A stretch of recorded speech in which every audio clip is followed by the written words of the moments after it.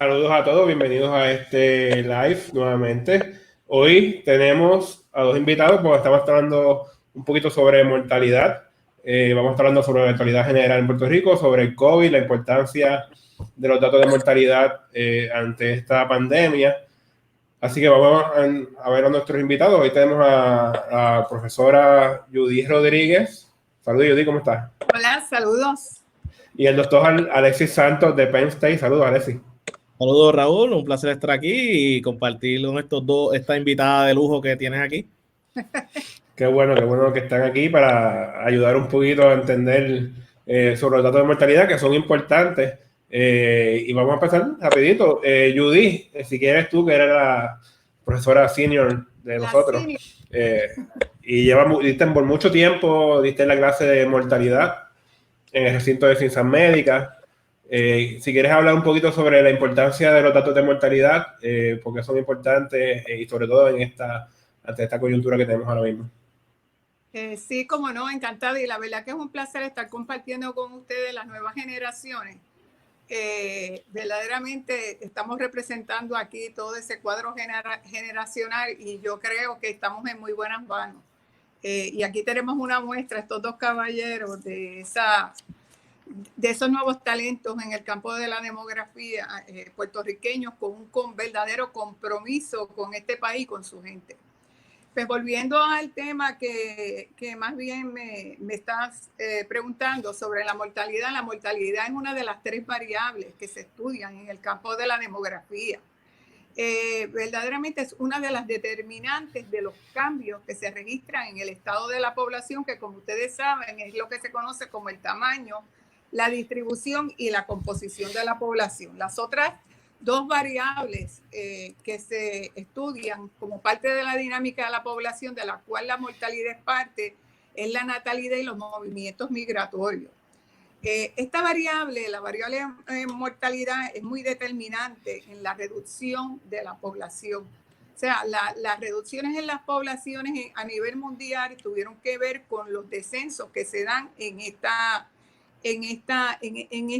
variable. En el pasado existían 4 factores que se ascriben como responsables de que la población del mundo fuera poquita, o sea, que se diezmara. Estos 4 factores eran las guerras, las hambrunas, la falta de medidas de salud pública y las epidemias. Sí, una epidemia como lo que estamos viviendo en este momento. En el pasado, como les mencioné, estos factores eran responsables de diezmar la población a unos niveles verdaderamente limitados. O sea, la natalidad era alta, pero los niveles de mortalidad eran elevados. Por lo tanto, observábamos un crecimiento bien lento de la población. Prácticamente a partir del siglo XVIII comienza a registrarse unos descensos extraordinarios en la mortalidad y de ahí comienza como lo que se conoce, que lo describe muy bien ese fenómeno demográfico, la transición demográfica, que no es otra cosa que el paso de bajas tasas o tasas de mortalidad elevada y de natalidad a bajas tasas de natalidad y de mortalidad como lo que estamos experimentando hoy día. Al presente nosotros tenemos más de 7 billones de habitantes a nivel mundial. Por lo general, cuando nosotros estudiamos, los que estamos inmersos en el campo de la salud, que se estudia el estado de salud de una población, muchas veces es bien difícil poder abordar el tema de cómo nosotros medimos eso que conocemos como el estado de la salud. Y por lo general, en ausencia de unos buenos indicadores o indicadores que verdaderamente nos pongan de acuerdo, pues nos vamos a lo contrario de lo que es ese estado de salud y nos vamos a estudiar lo que se conoce como las enfermedades o la morbilidad. Sin embargo, ahí también encontramos a veces escollos en términos de definir esas enfermedades que verdaderamente y morbilidad que pueden estudiar eso, describirnos cuál es ese estado de la población y recurrimos entonces a la contrario del estado de la salud, que es la mortalidad. O sea, la mortalidad es una variable sumamente importante para los estudiosos del campo de la demografía. Un ejemplo que yo considero que es abarcador, que es un clásico, en términos de entender la importancia de la mortalidad es, nosotros los demógrafos construimos a través de unos modelos matemáticos, lo que se conoce como las tablas de vida. La tabla de vida nos da lo que se conoce como la expectativa de vida. Es el promedio de años que tiene una persona que puede vivir. Ese índice, que es un buen índice de mortalidad y un indicador de las condiciones de vida de un país, están fundamentados en lo que se conoce como los datos de mortalidad. Por tal razón, la mortalidad reviste gran importancia, es de importancia vital para nosotros los demógrafos, porque a través de ello verdaderamente podemos a veces medir lo que es contrario, que es lo que es el estado de salud. Lo que está sucediendo, que pasaba en el pasado, como les dije, en términos de que se utiliza muchas veces, nos íbamos a ver enfermedad o morbilidad en vez de salud, está ocurriendo ahora con lo del COVID. Verdaderamente el CDC ha pronunciado que una de las principales fuentes para poder conducir qué es lo que está pasando con esta enfermedad es el uso de los datos de mortalidad, de muerte. ¿Qué personas fallecen? Ante la ausencia de conocer cuáles son los casos enfermos, los enfermos de esta condición. ¿Por qué? Porque no tenemos suficientes pruebas. No ha habido suficientes pruebas para medir la magnitud de los casos positivos, y ahí recurrimos entonces como una alternativa, como un complemento del estudio de mortalidad junto con lo que se conoce con las personas que están en los hospitales.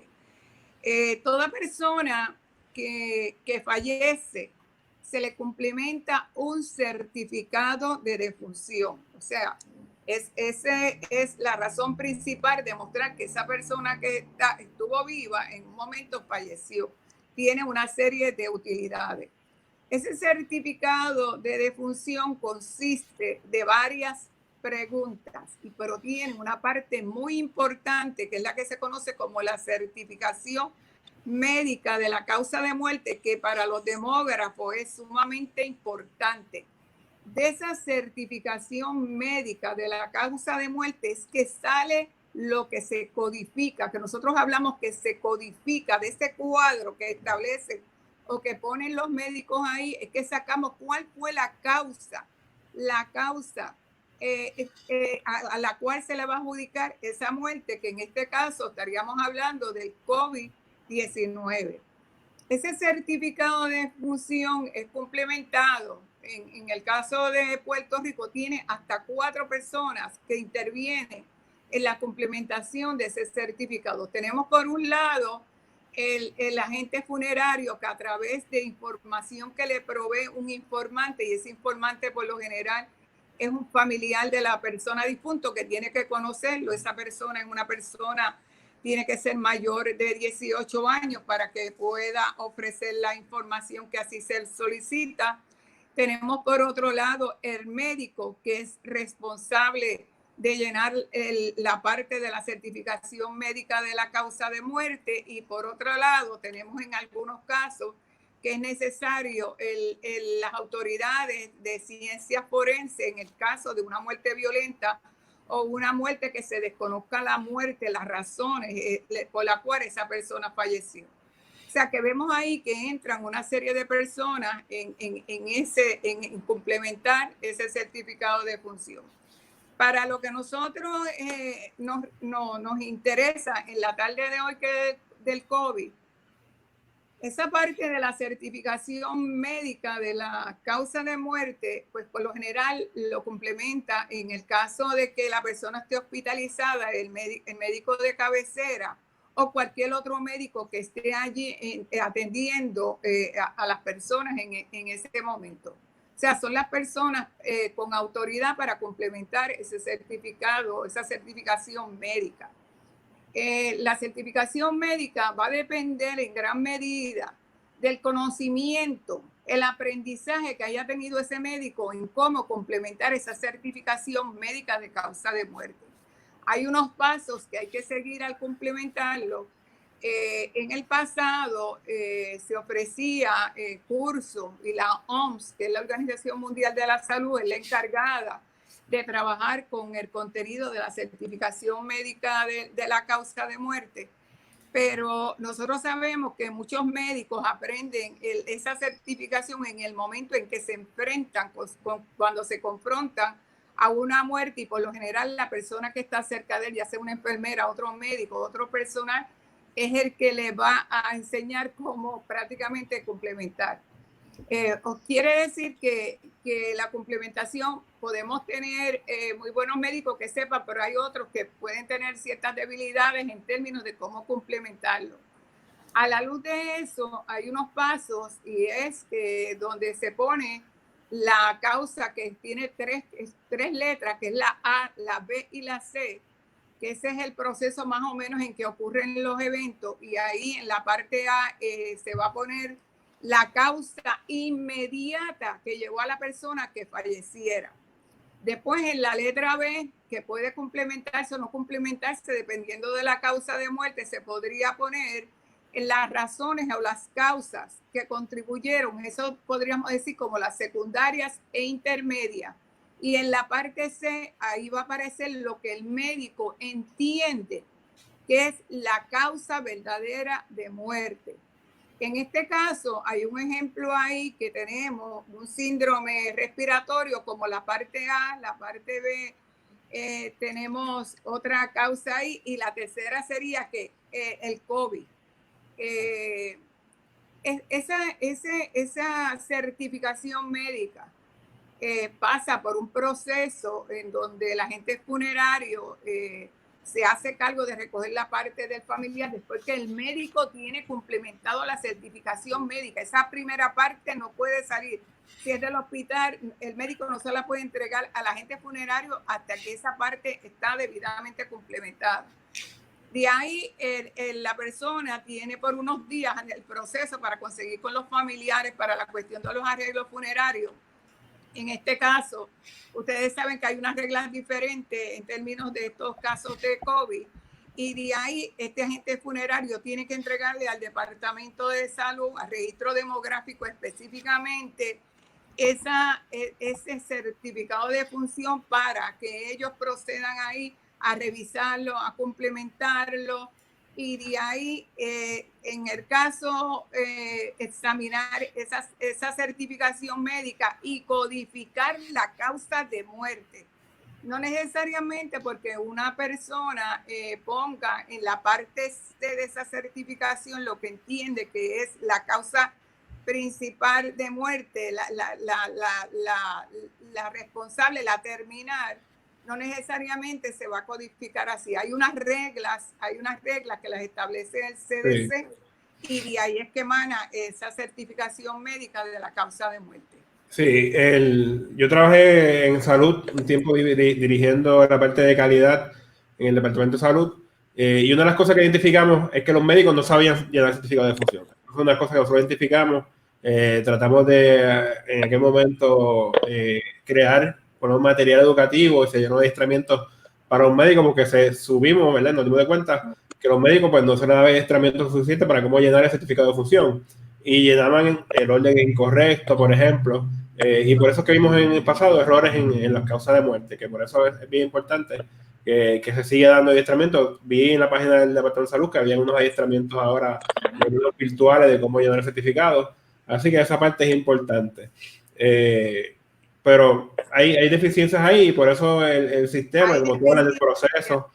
Hay deficiencia, y con relación a establecer las pautas en términos de lo que pudo haber sucedido con nosotros con las muertes. Fíjense que no necesariamente las muertes comenzaron de primera instancia a informarse. Posterior a que vino el epidemiólogo, el nuevo epidemiólogo, el doctor Capó, es que comienza a trabajar ese contenido.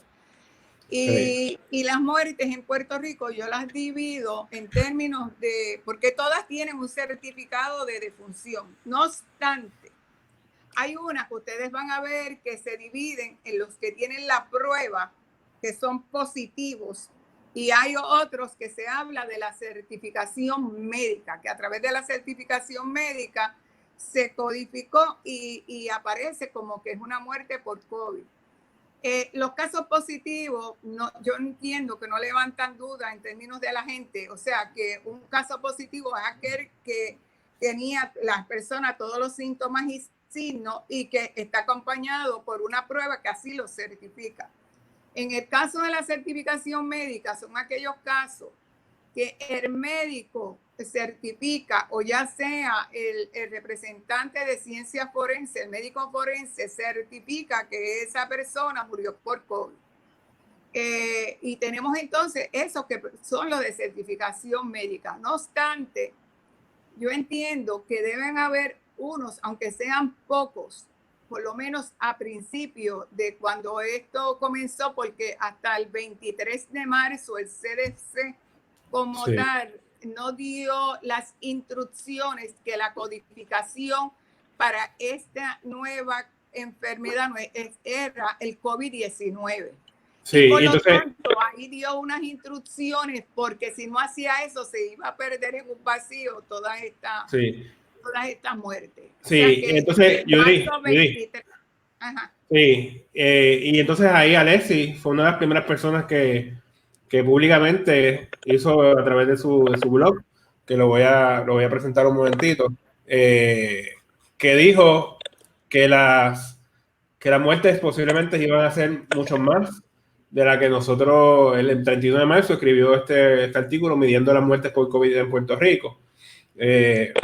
Y Alexis en ese momento pues prácticamente dijo, mira, va a pasar algo parecido a lo que ocurrió en María.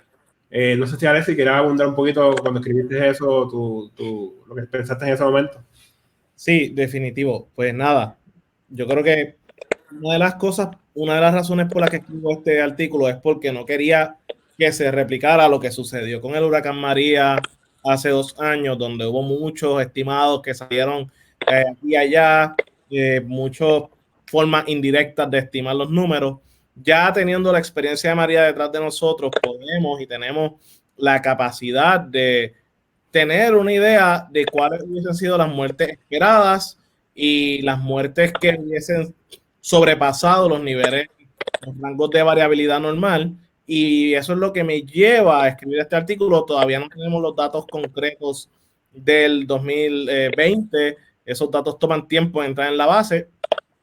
Pero lo que podemos hacer es construir los escenarios de lo que debería pasar basándonos en las experiencias anteriores y la población que tenemos ahora mismo en el 2020 para dar una idea de dónde debe estar ese número. Como bien presentas tú ahí, que es parte del artículo, presento lo que debería ser para febrero, marzo, abril y mayo. Ya estamos en abril y con los datos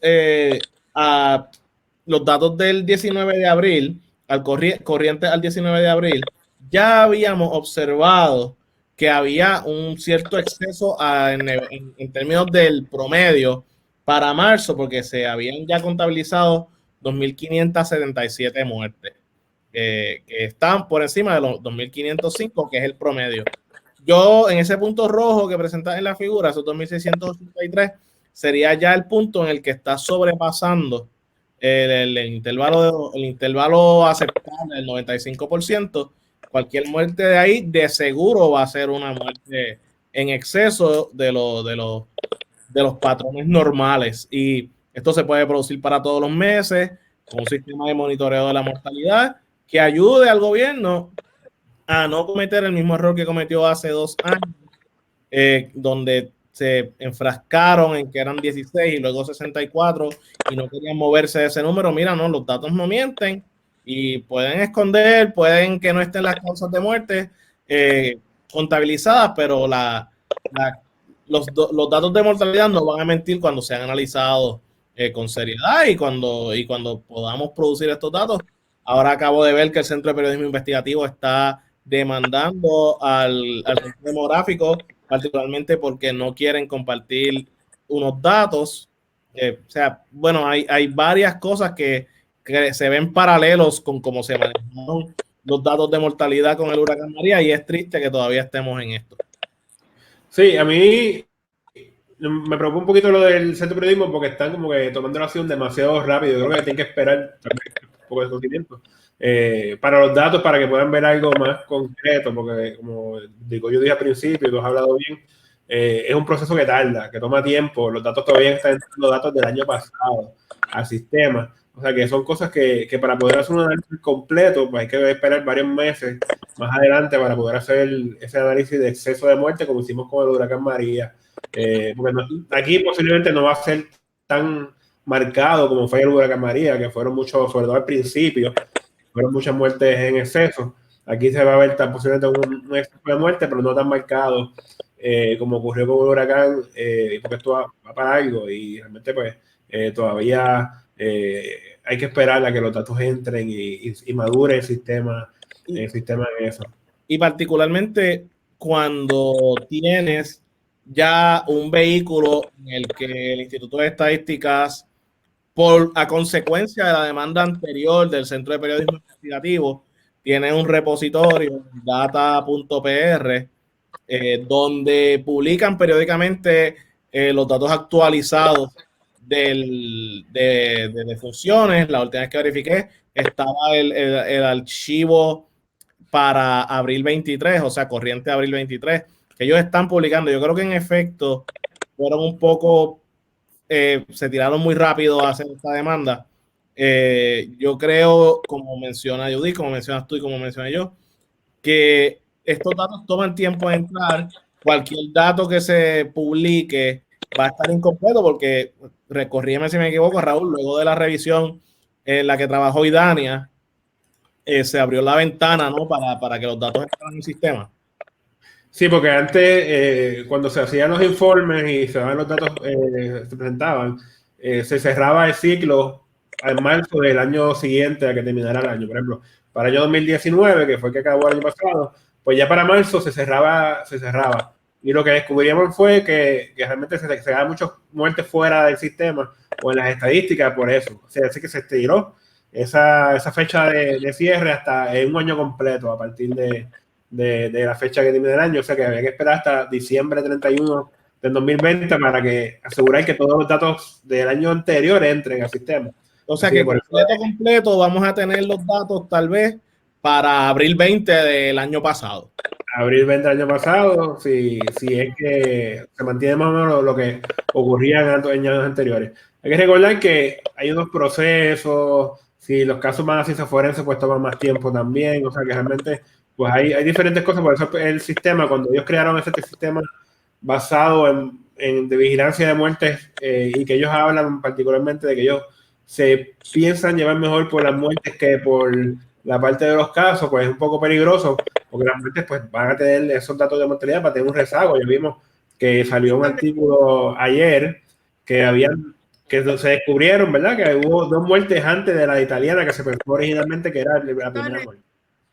Así que tenemos 2 muertes adicionales que ocurrieron previo a eso y ahora es que la están anunciando prácticamente. O sea que, y no se sabe, por ejemplo, a esas personas que fallecieron previo a la italiana, muy probablemente no se hizo ni contact tracing ni rastreo de contactos a ellos, ¿verdad? A las personas que estuvieron cerca de ellos en ese momento. O sea que realmente es un poco peligroso porque cuando vean la cosa, pues puede ser que sea muy tarde y se esté propagando mucho más la enfermedad si utilizamos la muerte como datos principales. Esas muertes hay que señalar que de las 2 personas, por lo menos ese de 54 años ocurrió durante el mes de febrero.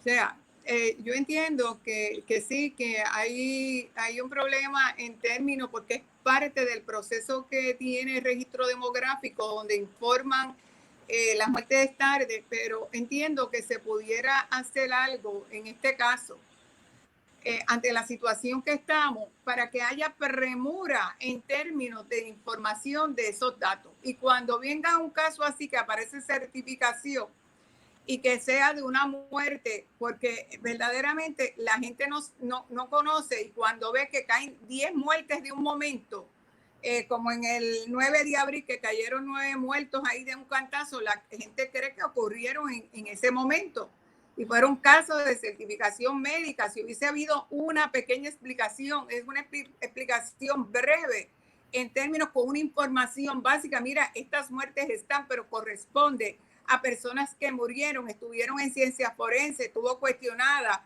etcétera, esta muerte, y entonces ahora es que se puede meter, que se puede decir que fue COVID. Pero cuando te traen el dato así y el pueblo, estamos pensando en el pueblo, uno puede entender qué es lo que está pasando.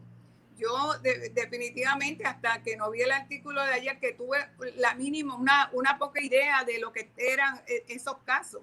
O sea, a qué fecha correspondía. Yo me temía que eran viejos, que eran de febrero, eran de marzo, lo que se estaba reportando en el mes de ahora, de abril. Pero, o sea, es a lo adivino. No hay nadie a quien pedirle información. O sea, es una cosa sencilla que cualquier persona, ya sea de registro, mire, informar estos casos. Esta de 54 años murió, porque es importante la fecha en que murió. Así uno sabe también, como tú muy bien traes, viene planteamiento en términos de rastreo de esos casos. ¿Lo hubo, no lo hubo? ¿Cómo fue que ocurrió? Y verdaderamente es lo que planteamos desde el principio de la epidemia, que la persona que estaba a cargo de esto, la epidemióloga y tanto el secretario de salud, tenían un desconocimiento cuando estaban buscando un caso autóctono, cuando ya el criollo lo teníamos aquí desde el mes anterior. Sí. O sea, No, sí. Era una cosa elemental. O sea, cuando tú tienes que el virus está en un lado, pero el virus se transporta a través de ¿qué? De los movimientos migratorios. Vivimos en una sociedad donde los movimientos migratorios son enormes. Hoy tú puedes estar en China, mañana puedes estar en Estados Unidos, estás acá y vienes acá a Puerto Rico. O sea, que era fácil de venir.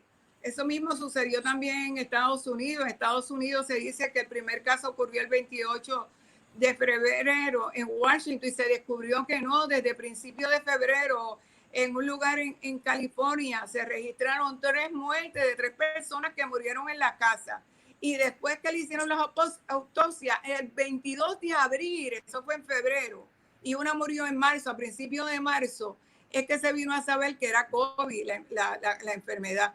O sea, que cabe preguntarnos nosotros si a nivel de ciencia forense verdaderamente tienen casos sospechosos, o todavía, o el Departamento de Salud, el registro demográfico, tiene casos sospechosos de muerte que no se sabe la causa de muerte. O sea, todavía hay casos ahí que hay que investigar. No creo que sean muchos, pero hay casos.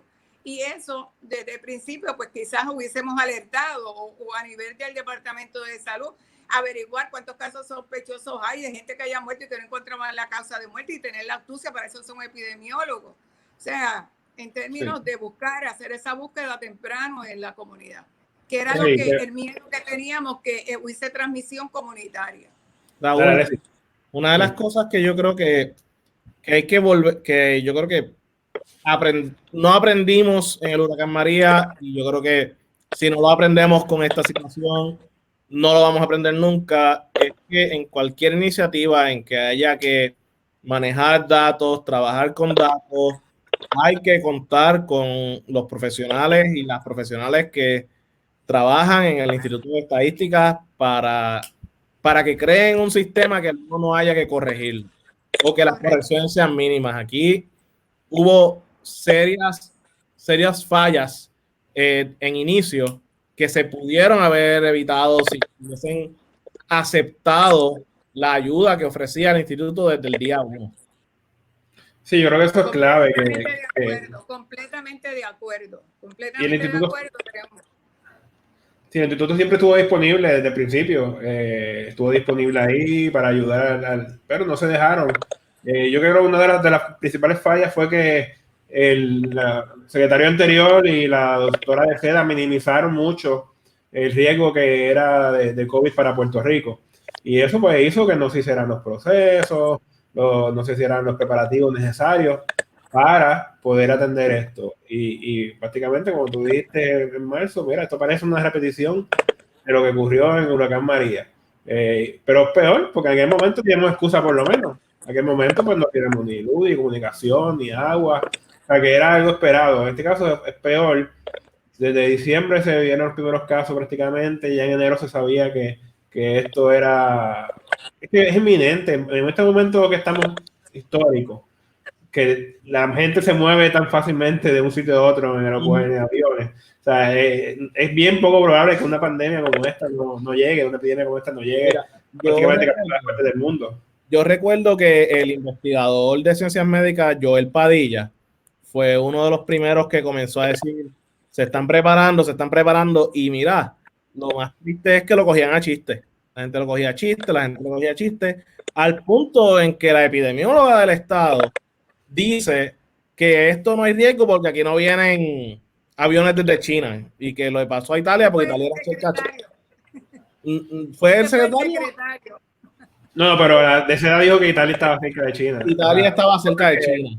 Que no hacen sentido y tú, pues, realmente, pues, tú hay que cuestionar mucho la preparación, obviamente, la preparación de ellos ya se vio que no era tal vez más apropiada, no tenían tal vez el personal, o no, ellos tienen mucho personal bueno en el departamento de salud, mucho personal bueno ahí, epidemiólogos competentes, pero no les hacen caso, no los toman en consideración, y si es así, pues no va a, ¿verdad? Las cosas no van a progresar. Quiero aprovechar un momentito para dar un saludito a alguna de la gente que está conectada a través de Facebook y de YouTube.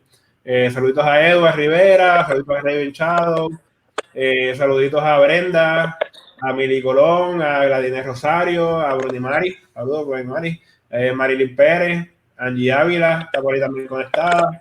O sea que hay bastante. Nancy Vega, que fue en un momento dado directora de Tecnográfico, también está conectada. Excelente. Así que saludos a todos ellos que están conectados. Recuerden, pueden hacer las preguntas que quieran, aprovechar estos dos excelentes recursos que tenemos aquí.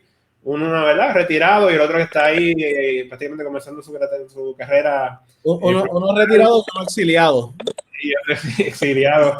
Lamentablemente, ¿verdad? Alguien como él ayudaría mucho a Puerto Rico en el Departamento de Salud en estos momentos.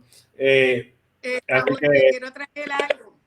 Yo quiero traer algo, el hecho de que ese certificado de función tiene un montón de información que es súper necesaria en términos de hacer trabajo con ella, en términos de conocer más sobre esta enfermedad. Nosotros tenemos la edad, está el sexo, está la ocupación de la persona, está donde esa persona, cuando trabajó la última vez, el tipo de industria, el lugar de residencia donde ocurrieron, tiene dónde ocurrió esa muerte, si fue en el hospital, si en el hospital estaba hospitalizado, si estaba en la sala de emergencia, si la muerte ocurrió al llegar, tenemos fuera, si fue en un asilo, si fue en un centro de convalecencia, en una unidad de cuidado prolongado, si ocurrió en el hogar.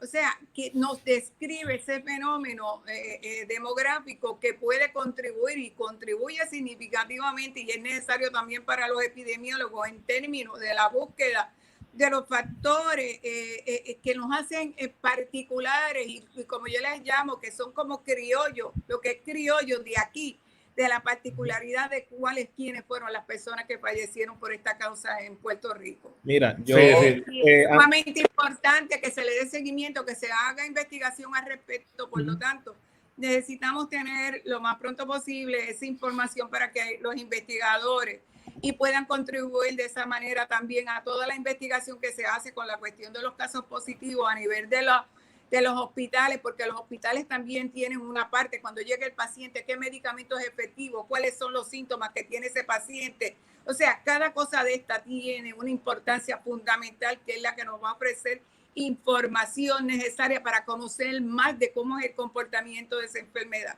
y cómo es aquí en Puerto Rico, porque lo más probable es que pueden haber algunas diferencias y ahí es que las vamos a conocer a través de eso. Sí, ese certificado es sumamente importante. Quería anotar con lo que mencionaba Judith, que yo hice el análisis de dónde murió la gente luego del huracán María, y una de las cosas que se observan es que los aumentos en muertes estaban principalmente concentrados en salas de emergencia y en hogares de ancianos, seguido de las muertes asociadas con muertes en el hogar. Así que sí, eventualmente cuando esta base salga, va a haber mucho que escudriñar de estos datos. De hecho, aún con toda la investigación que he hecho de los datos de mortalidad del huracán María, yo entiendo que no hemos, lo que hemos tocado es la punta del iceberg. O sea, hay muchos datos que ese certificado tiene y son particularmente relevantes si queremos hablar de cuán vulnerables son ciertos sectores en la población. Mencionas que está el lugar, el tipo de trabajo que hacen, está obviamente los factores demográficos clásicos como edad y sexo, Estado marital. Sí, hay, y estado marital, por ejemplo, es una variable que aunque no es el hecho de que yo tenga mi certificado de matrimonio en mi mano lo que me hace diferente, lo que me hace diferente es los beneficios que trae el matrimonio, ya digamos, porque tengo una persona cuidándome, porque tengo una persona y dos familias que unen recursos. Son unas discusiones de uno de estos factores que no simplemente se limitan a lo que dice el certificado, sino a lo que esa categoría implica. Por ejemplo, una persona que vive soltera, que no tiene contacto con su familia, solo en su casa, está más vulnerable que una persona que vive en una familia, digamos, en un terreno con 5 o 6 familias cerca, que no son familias, que gritando llega el primo lejano. Son unas dinámicas que hay mucho taller por explorar en el futuro. De hecho, cuando tú hablamos de la certificación médica de la causa de muerte, en la parte después, porque está dividido en la parte 1 y en la parte 2, en la segunda parte, tiene todas aquellas condiciones que tiene la persona que pudieron afectar esa causa que se le acredita la muerte, pero que no verdaderamente no fue responsable. Y tener eso es bien importante, porque puede decir a quiénes afectó más el COVID en Puerto Rico. Eran personas hipertensas, tenían diabetes, ¿qué condiciones tenían prevalecientes? Sí, todas esas características que son vulnerables en términos de las personas que se han encontrado a nivel de los diferentes países, el comportamiento fue igual. O sea, esa es una buena fuente de información porque se acompaña esa información ahí también. Sí, quiero dar otros saludos adicionales. Se conectaron también Candy Gutiérrez, saludos. Carmen Rivera, Isa, también está aquí Miriam Amaro, saludos. Y Luz, saludos. Luz fue uno de los recursos que estuvo el domingo pasado en uno de mis lives. Saludos, Luz. Tenemos un comentario aquí interesante de Brenda, vamos a poner en la pantalla. Dice que le preocupa que conocer el panorama tome tiempo. Entiende que eso no ayuda a las empresas y organizaciones a planificar para cuando haya una segunda pandemia y que los datos son necesarios para planificar y comunicar riesgos.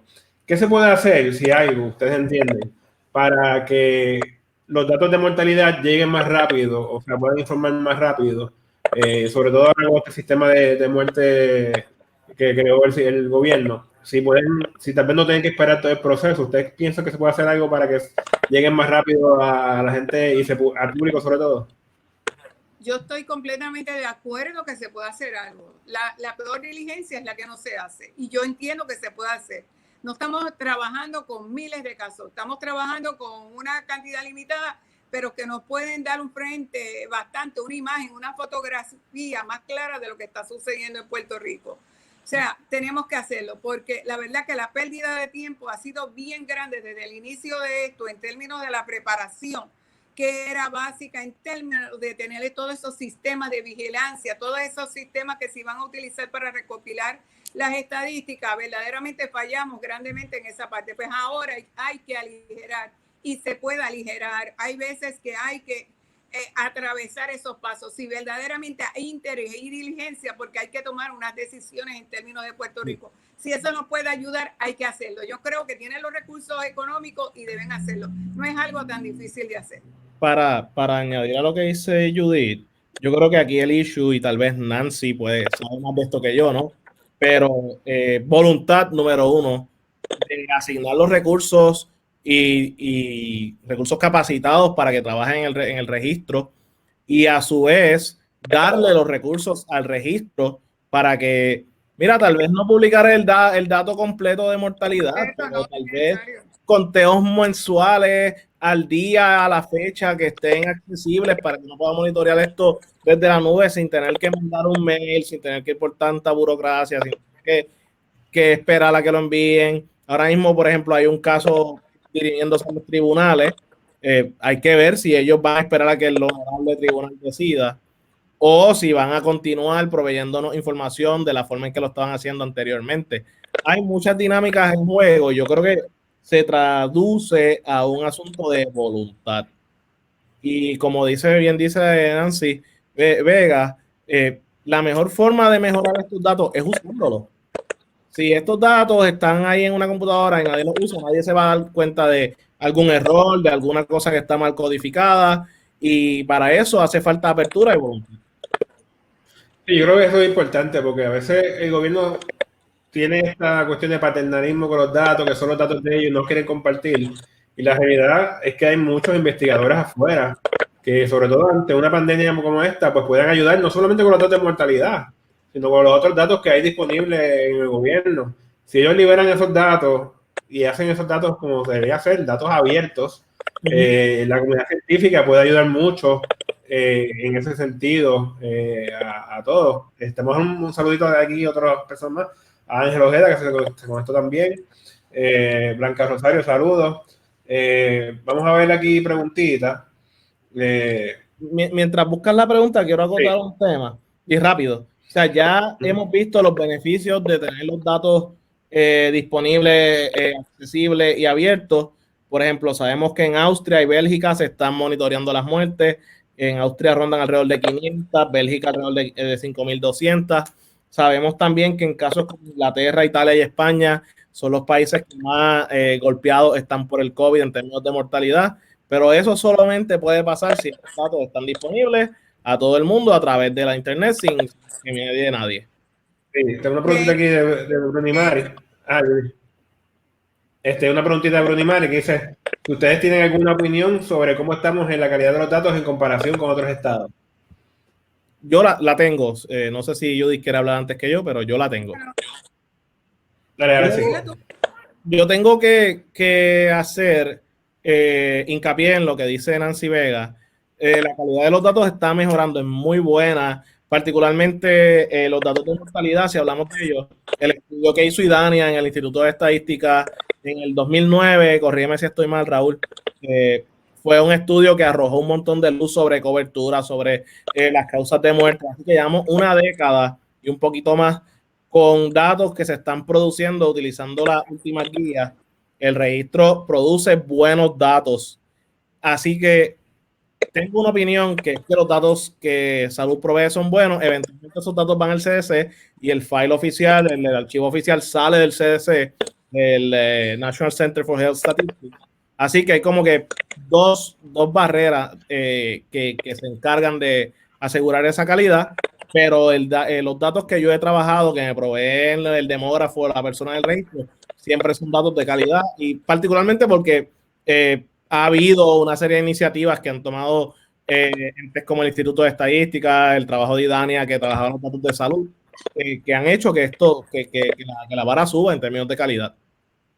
Sí, yo creo que los datos son bastante buenos y sobre todo algo muy importante, que la cobertura, o sea, es prácticamente casi 100%, si no 100%, de la cantidad de gente, por ejemplo, de muertes que entran al sistema, pues, y los matrimonios y los nacimientos también es bastante bueno. Nosotros hemos tenido, sobre todo cuando estuvo Nancy Vega, mejoró mucho esa calidad. Yo ya trabajo en esa parte de calidad y se ha mantenido bastante en ese sentido. Y obviamente la demanda del Instituto de Ciencia del Centro de Periodismo fue importante para esa apertura de los datos, junto con entonces la iniciativa del Instituto de Estadística para hacer los datos abiertos, que ahora mismo están hasta abril 22 disponibles, bastante recientes. O sea, que está bueno en ese sentido y que la calidad, por lo menos en cuanto al registro demográfico, ¿verdad? Los datos de registro demográfico es buena. La calidad de otras estadísticas, entonces ahí puede ser que de otras estadísticas de salud que no sean necesariamente mortalidad, pues puede ser que entonces ahí varía bastante esa calidad de otros registros que hay disponibles, que también no es tan bueno como el registro demográfico, pero yo entiendo que los datos de registro demográfico son excelentes. Sí. Yo quiero señalar que a manera de tener un marco de referencia de lo que está sucediendo en otros países en términos de los estudios que se vislumbra que se pueden llevar a cabo y que muy bien Alexi ya está comprometido para llevar a cabo una investigación al respecto. es que en 11 países europeos ya se han comenzado a hacer estudios en términos de ver cómo es lo mismo que va a hacer Alexis, el comportamiento de la mortalidad, cogen la trayectoria durante los últimos años y entonces comienzan a ver en esos meses, específicamente por marzo, por abril, cuál ha sido, y se ha encontrado que de un 20 a un 30% de incremento en las muertes sobre lo esperado para ese periodo de tiempo. Específicamente se habla de 28,000 muertes más que lo que se hubiese esperado si no hubiese estado COVID. Y se sabe, toda la literatura así lo señala, que esto prácticamente son unos indicadores que tiene que haber mucho más muertes en términos asociados a COVID. Pero lo que quiero decir es que a la luz de la información, porque fíjense que muchas veces lo que se recoge es la cuestión de los casos positivos y lo que aparezca la certificación, que aparezca así de esa manera. En Italia hay un ejemplo de un sitio al norte de Italia donde se certificó, la estadística oficial era de 31 casos de muerte de COVID y de acuerdo a las autoridades locales de ese lugar mencionan que son 158 personas las que fallecieron, o sea, 14 veces más de lo que oficialmente aparece en las estadísticas. Pero Italia, nosotros sabemos lo que pasó, igual que en España, pero que no hay duda de que ya este fenómeno se está estudiando con los datos de mortalidad de años anteriores y viendo cómo es la alza. Y verdaderamente cuando uno observa esos gráficos son verdaderamente asustan en términos como esa línea sube de una manera vertical, pero asombrosamente. Bueno, yo para añadir a esto, simplemente decir que esos países no implementaron el distanciamiento físico tan temprano como Puerto Rico, ¿no? Entonces, yo creo que hay un factor. Mira, nos está saludando alguien de Vieques, hay que saludar porque ya llegamos a Vieques. Juliana, saludos. Juliana. Entonces, yo creo que una de las cosas que hay que discutir aquí es que ha habido una serie de victorias que demuestran que el distanciamiento físico funciona. El hecho de que los hospitales no estén llenos de gente en salas de espera, que los ventiladores no estén 100% de su uso máxima capacidad y digamos en escasos, un indicador interesante. No quiere decir que estamos listos para abrir, porque precisamente el distanciamiento social, el distanciamiento físico, lo que tiene como propósito es que esto no suceda, que esto que está pasando, que la curva se aplane, es que no llegue la gente en manadas a los hospitales y que se exceda la capacidad de los sistemas. Una de las cosas que hemos visto en la comparativa internacional, que bien la resume, es el caso de Singapur, que fue un lugar que cantó victoria muy antes de tiempo, reabre todo, trata de normalizar todo y ahora están lidiando con una segunda ola. Así que aunque hayan buenos indicadores, hay que mantener la guardia arriba. Y no quería irme sin mencionar que, Carlos, acentuando lo que dije en el principio de que parece que no hemos aprendido mucho de experiencias anteriores, cuando finalmente el gobierno de Puerto Rico acoge y acepta que hubo un exceso de muertes sustancialmente más alto al que ellos decían, y tengo mis instituciones con todos los números que andan por ahí dando vueltas, pero eso es tema de otro momento. Se dijo que se iba a hacer un registro de poblaciones vulnerables. Y esto a mí siempre se me ha quedado en la mente. Se dijo que iba a hacerse un registro de poblaciones vulnerables para precisamente poder manejar estos temas. Gente con condiciones, gente sola, gente en tratamiento de cáncer, gente que necesita su tratamiento de su diálisis. Y al día de hoy no hemos escuchado nada, absolutamente nada, de que ese registro exista ni que ese registro se esté utilizando. Y estamos viendo cómo las vulnerabilidades logran en estas situaciones, gente con muchas necesidades que no están siendo atendidas y que si no se atienden, los números que estamos monitoreando van a subir definitivamente. Sí, yo creo que estoy casi seguro que ese registro no existe. Ellos crearon un comité, si ustedes se acuerdan, que anunciaron un comité que iba a trabajar con todas esas cosas. Y el comité, pues prácticamente eran personas del gobierno que la mayoría renunció las semanas después que se formó ese comité. Así que yo dudo que se haya hecho mucho trabajo en ese aspecto. Judith, si quieres, ibas a decir algo. Yo quiero, por último, señalar alguna preocupación que creo que me hago eco también de mucha gente que tiene esta preocupación y tiene que ver con una variable con que los demógrafos utilizamos tanto y que ha sido bien determinante en términos de nuestro tamaño de la población y son los movimientos migratorios. O sea, nosotros tenemos 5.7 millones de puertorriqueños que se identifican así en los Estados Unidos y por lo general residen en aquellos lugares de más alta densidad y concentración poblacional, estados grandes como Nueva York, tenemos Florida, tenemos en Texas y verdaderamente pues son lugares en donde muchos de ellos donde en Estados Unidos se dejaba que cada estado sea el que tome las decisiones en términos de qué medida tomar. Por lo tanto, ese movimiento que nosotros teníamos antes tiene que haber porque aquí todo el mundo de una manera directa o indirecta tiene algún familiar en los Estados Unidos y ese movimiento es continuo.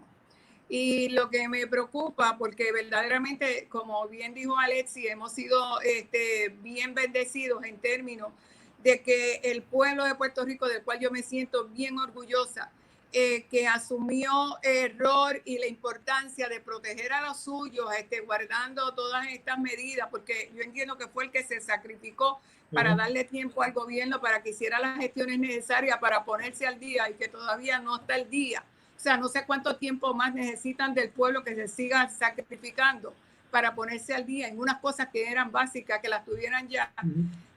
Me preocupa que ese movimiento de pasajeros que se baje la guardia ahora mismo, esa entrada, ya sea a través de los muelles, ya sea a través de los aeropuertos, es bien importante. Nosotros podemos hacer el esfuerzo aquí en Puerto Rico grande, tratar, buscar, pero ahí es que viene, o sea, ahí es el tranque, es la preocupante que yo creo que existe en el pueblo de Puerto Rico.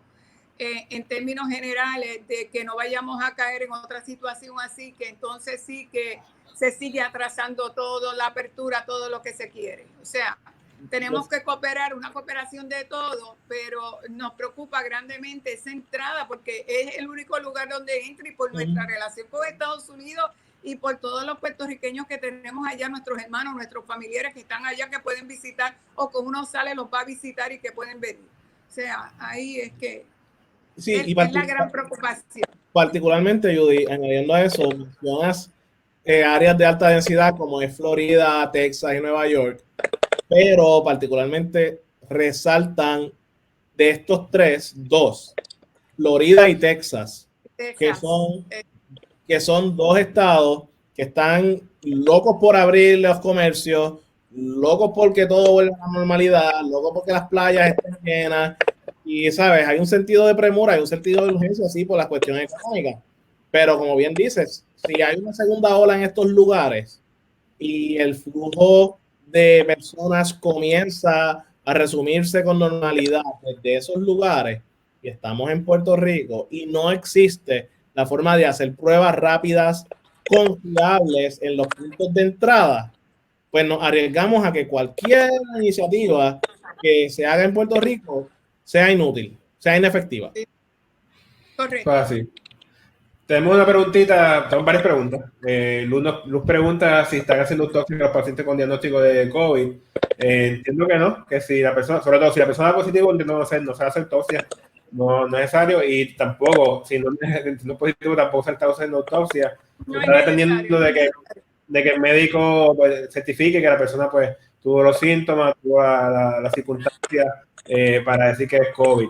El secretario dijo que tal vez en el futuro se podría tal vez mediante sangre hacer algún tipo adicional. Me imagino que estos estarán aguantando sangre por un tiempo, pero sería en el futuro. Conaway nos pregunta, saludos, licenciado Conaway, nos pregunta si los datos existentes son suficientes para tomar la decisión de abrir la economía. ¿Qué ustedes opinan sobre ese respecto? No, he escrito sobre el tema.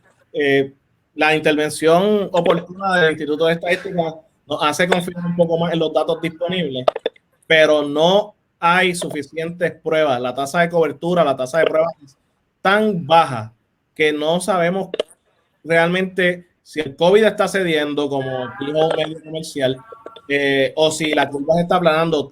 Los datos disponibles dan indicios, pero mientras no aumentemos la tasa de pruebas, se va a hacer bien difícil saber dónde estamos. Esa es mi opinión y he escrito sobre el tema y puedo compartirlo con él si él quiere o con tu audiencia cuando suba un video en las descripciones, pero actualmente, en mi opinión, mi diagnóstico es que no estamos listos para una apertura total, y una apertura paulatina depende mucho de esa tasa de pruebas, de la capacidad de hacer pruebas, porque la Organización Mundial de la Salud ha dicho, para abrir tienes que poder detectar casos, aislarlos y hacer contact tracing. Puerto Rico, a duras penas, está cumpliendo con una de ellas. Yo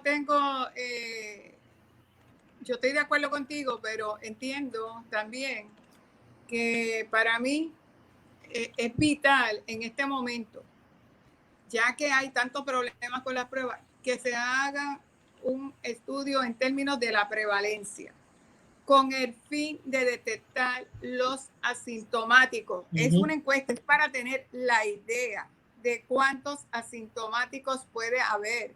Puede ser bajo, puede ser alto. Nueva Zelanda, que fue el sitio donde más pruebas se han hecho, un 6% de la población se cubrió, de 360,000 encontraron que había 500 y pico de personas asintomáticas. El problema es el potencial de contaminación que tienen los asintomáticos. Y nosotros no sabemos verdaderamente cuántos asintomáticos, porque se habla de acuerdo a lo que dice la literatura, que hay 80% que van a tener la información leve o algo, pero se han encontrado estudios donde esas personas pueden contagiar, tienen un poder de contagio alto, y pueden estar conviviendo, pueden ir a los escenarios de trabajo. Yo entiendo que si tuviéramos esa idea, que eso se debió haber hecho de principio y repetir por varios tiempos. De hecho, lo que se está sugiriendo en términos de la Organización Mundial de la Salud es que se haga ese tipo de pruebas, y si no hay pruebas para hacer, que se haga en la comunidad para detectar los asintomáticos. Porque pues los otros se pueden detectar como muy bien a través de unos síntomas. Es verdad que lo que nosotros aprendimos ayer ya hoy cambia en términos de unos síntomas. O sea, sabrá Dios cuánta gente que murió en un momento, no necesariamente en Puerto Rico, pero mucho. Pero ahora pensándolo, dice, adiós, fulano murió y no sabíamos, le dio esto. Y ahora con toda la literatura, porque hay un nuevo conocimiento y te va informando que puede ser esto, que aquello que se creía que era respiratorio nada más, no es respiratorio, cubre otras facetas. O sea, que yo entiendo que si supiéramos eso, los asintomáticos para mí son la gente, es un cuestionamiento y son la gente de gran preocupación que hay. No tenemos la idea, son muchos, son pocos, no sé. No, sé que estamos acabando, pero no quería irme sin decir que hoy, en colaboración con Oscar Serrano, el CPI y de Noticel, se publicó un artículo en Noticel donde se habla, el título es hay opciones científicas para el monitoreo del COVID, y es precisamente explorando estas alternativas, tal vez crear un cohorte representativo de la población y hacerle una prueba, digamos 6,000 personas, 7,000 personas, habría que calcular ese óptimo de la muestra, y en 2 semanas volver a ir y hacerle la prueba de nuevo, y en 2 semanas ir de nuevo. Eso es la prueba, eso es lo que había que hacer desde el principio. Y nada, pero se puede hacer ahora, es importante en este momento, ahora, para poder abrir, eso es determinante e importante. Y o sea, la doctora Melissa Marzán tiene su sistema de monitoreo, pero obviamente va a depender de quién participa, quién entra a sus datos, quién hace el chequeo diario. Así que ese es el artículo, cuáles son las alternativas científicas ante el desastre y tiempo perdido con las pruebas del COVID-19. Si quieren saber un poco más de estas alternativas, de lo que se puede hacer, ahí la resumimos. La doctora María Ley González y yo, hablando con Oscar Serrano. Sí, a mí me preocupa mucho también que desde la semana pasada se paró de decir cuántas pruebas se han hecho o cuántas pruebas están haciendo, que lo importante es que vuelvan si están depurando, ¿verdad? Para que avancen en ese proceso de decir cuántas son las pruebas que están haciendo, para tener un poco de conocimiento de qué está pasando, porque al dejar a mí me preocupa mucho cuando dejan de dar datos de repente, y sobre todo en también, momentos... yo estoy asustada porque yo no veo movimiento. Sobre todo en el momento en que ya el gobierno va a decir qué va a hacer en los próximos días, entiendo yo que mañana o el jueves debe estar ya anunciando qué va a hacer a partir del 3 de mayo, pues preocupa un poco que se esté parando algún tipo de información que estaba disponible previamente. Así que eso es algo que es importante, pues que se note y que el gobierno pues, empiece a dar nuevamente esa información. Yo le quiero agradecer mucho a los dos que están aquí en este live hoy. De verdad, se agradece mucho. Espero que volverlo a tener ustedes nuevamente en la discusión más adelante. Un saludito a la última gente de llegó, Luz León, la profesora Luz León, saludos, que entró ahí también. De Carmen Díaz, Bimari, saludos Bimari, Ellen, entró casi ahora. Ellen, yo sé que entraste tarde ahora a verlo, pero puedes darle verlo nuevamente, ya sea en Facebook o en YouTube, el live, lo voy a ver completito más adelante cuando esté. Caridad, saludos, Caridad, que también está un excelente trabajo dando su información sobre la pobreza de los niños. Así que queremos darle muchas gracias a ustedes. Recuerden suscribirse al canal si no lo han hecho para que se mantengan informados y estén pendientes también de los live, tanto al canal de YouTube como a la página de Facebook, que también está recién creada, sobre todo la página de Facebook. Ayúdenos a llegar a los 1000, estamos llegando a los 1000 suscriptores, así que ayúdenos, suscríbanse si no lo han hecho. Ajá. Antes de irnos, sé que se correrá el mensaje, pero agradecerle a los empleados de salud y del Instituto de Estadística por el trabajo de excelencia que hacen y por mantenernos informados dentro de las capacidades que tienen, y decirles que acá se aprecia mucho el trabajo que hacen. Saludos a Rubén Rodríguez también, que se conectó. Así que recuerden que el documental, ya mismo en junio va a salir el documental, que tanto Judy como Alexi fueron recursos en ese documental. Pueden ver el trailer en mi canal también, tengo 2 trailers ya, y estamos trabajando duro para que salga en los próximos meses. Así que muchas gracias a todos y esperamos seguirlos viendo más adelante en estos live. Saludos. Bye.